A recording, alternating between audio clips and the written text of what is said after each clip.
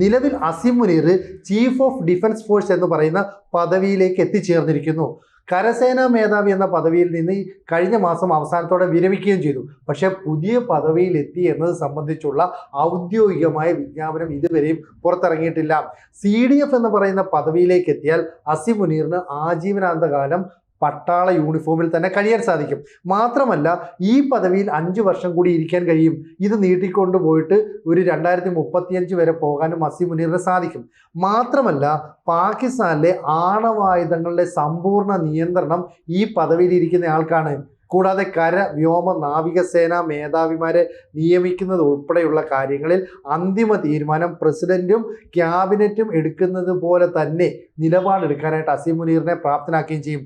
ഈ നീക്കത്തിന് തടയിടാനാണ് ഒരുപക്ഷെ ഷഹബാസ് ഷെരീഫ് വിജ്ഞാപനത്തിൽ ഒപ്പിടാതെ രാജ്യം വിട്ടുപോയിരിക്കുന്നത്.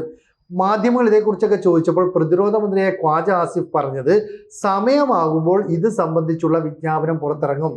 ഭരണഘടനയുടെ 27ാം ഭേദഗതി അനുസരിച്ചാണ് അസീം മുനീറിനെ CDF ആയിട്ട് നിയമിച്ചിരിക്കുന്നത്.